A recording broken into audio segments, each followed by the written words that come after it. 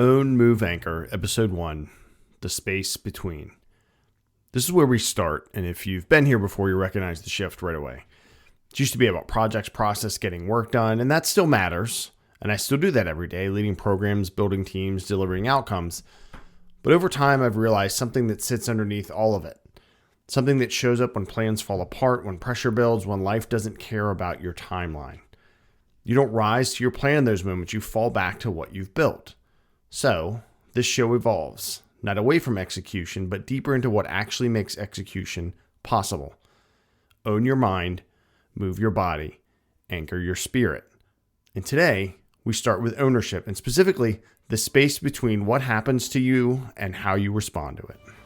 When pressure hits, you don't rise to the plane, you fall back to what you've built.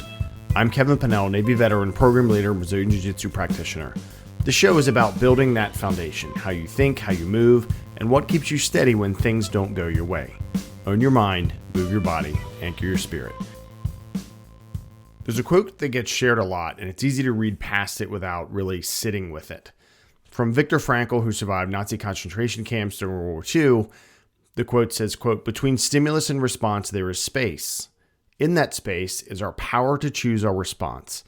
And our response lies our growth and our freedom," end quote.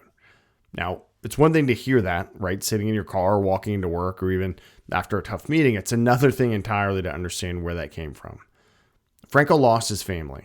He was stripped of everything: identity, control, comfort.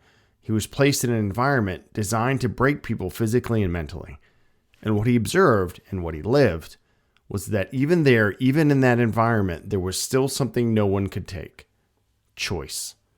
Not control over circumstances, not control over outcomes, control over response. And that's where his work, Man's Search for Meaning, a book that I've read 4 times now, I'm sure I'll read it more, but that's where it comes from. Not theory, not motivation, but his lived experience under the worst conditions imaginable. That idea, that space, that gap between what happens and what you do next, that's not just philosophy, right? That's survival. Why does this matter now, 2026? So let's bring it forward to today, right? You're not in a concentration camp. I'm not either. But pressure still shows up. Deadlines stack, expectations build, people bring their own challenges into your day. Things don't go the way you planned at work, at home, on the mats, wherever you're putting in effort. And what I see in myself and in others is how quickly we give that space away, right? Something happens and we react. Frustration, irritation, shutting down, checking out, saying something we shouldn't, or saying nothing when we should. It's fast, right? Often it's almost automatic. And over time, those reactions become patterns. Those patterns become habits. And those habits shape everything: how you lead, how you show up at home, how you carry yourself when things get hard. Frankl's insight wasn't just about extreme situation, right? It applies right here in the middle of a normal day or in the evening when it starts to go sideways. There is space there.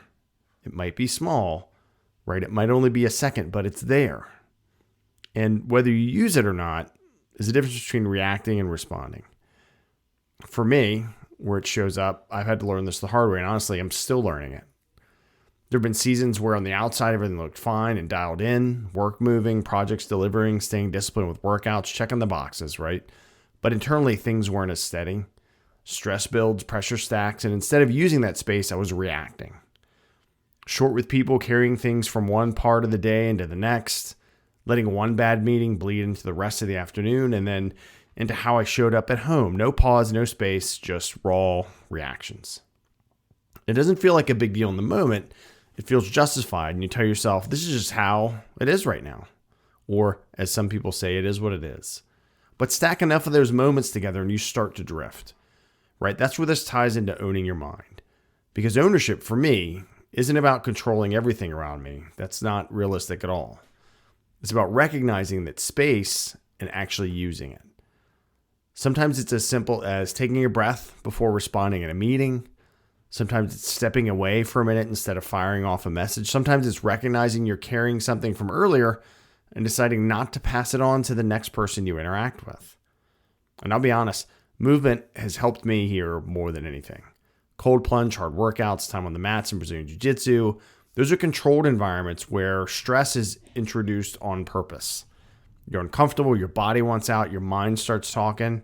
Right? And in those moments, you can either react or you can learn to stay there. You breathe, you frame, you settle in and work through it. That carries over. Right? And you can start to recognize that same feeling in a meeting or a tough conversation or a long day, and instead of reacting, you've built the ability to pause. And that's the work. So what could this look like for you?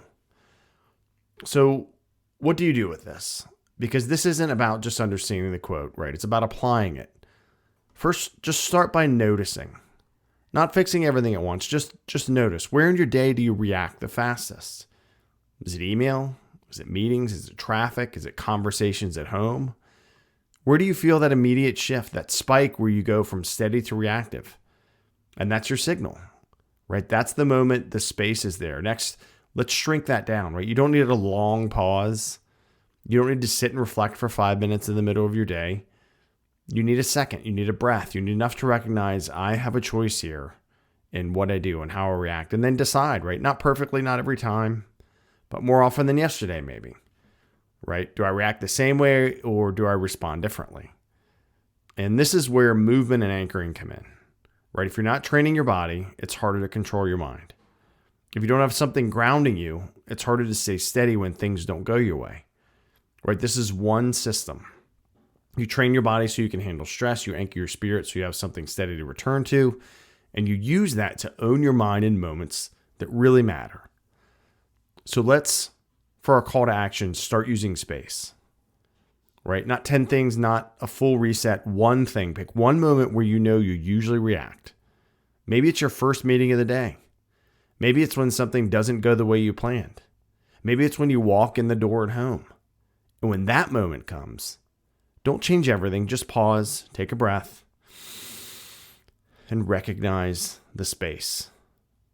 And choose your response. That's it. Do that once today, then do it again tomorrow. That's how we start to take ownership.